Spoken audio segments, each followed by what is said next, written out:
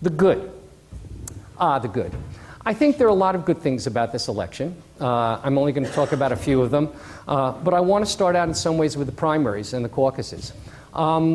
These are an institution really unique to the United States. The United States isn't the only democracy that I can think of, that I'm aware of, that uses the primary system almost exclusively to nominate candidates to office. And it has a very important component of our political system because it obviously allows great participation. The caucus does that also. Both of these instruments have their weaknesses involved.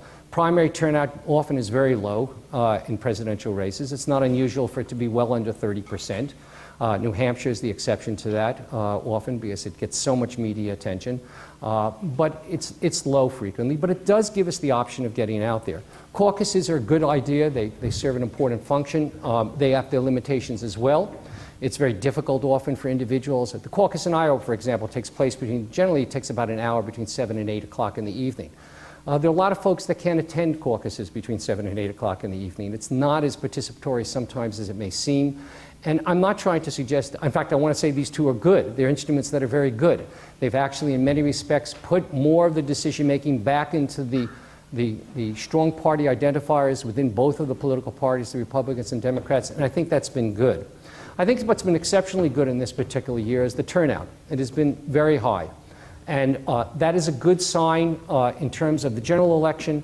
Turnout in primaries is a good predictor of turnout in general elections, and they certainly have had some unique attributes to them. Youth participation is up considerably. Let's not get terribly excited. It's still fairly low.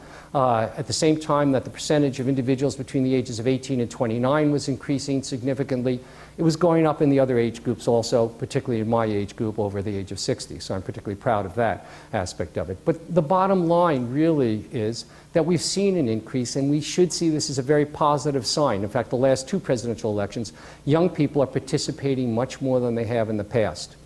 They're being challenged. They're not only participating in voting in the primaries, but they're also participating more in other activities that are critical in the campaign process itself. And I should point out they're also running for office.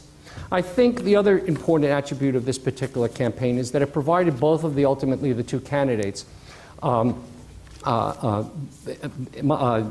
and Obama, provided them both with a kind of a testing ground in a lot of ways. John McCain obviously came in as a very seasoned campaigner over a period of years. He's obviously had significant experience, but he still had to be tested significantly. A year ago, anybody in this room would have been reading headlines that pretty much pointed to 1, 2, or 3, or 4, or 5, or 6 other Republicans who are likely to be the nominees for the Republican Party.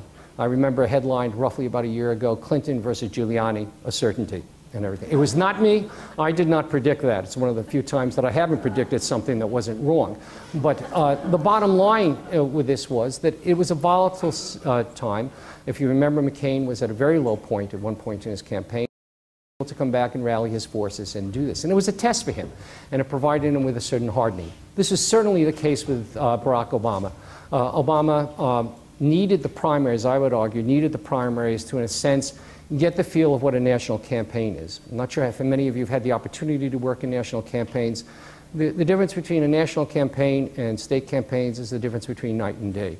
The difference between a presidential campaign and running for the school board is not so different in a lot of ways.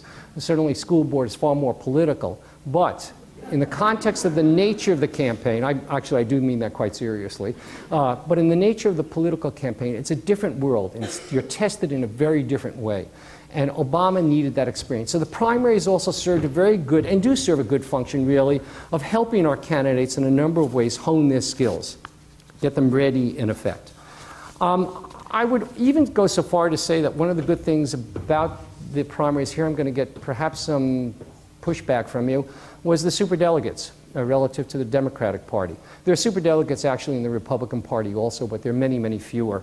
As you're familiar, there was a lot of discussion about the role the superdelegates would play in the context of the nomination for the Democratic candidate. We can come back and talk about that in the question and answer period. I'd simply ask you in advance to think about some of the positive attributes of that. The superdelegates were frequently elected to their offices as members of Congress or the Senate by a far larger constituency than any of the regular delegates. They frequently represented a much more heterogeneous group of individuals than any of the regular. Disparage the regular delegates. I think they earned their stripes in both the Democratic and Republican Party and did what they did.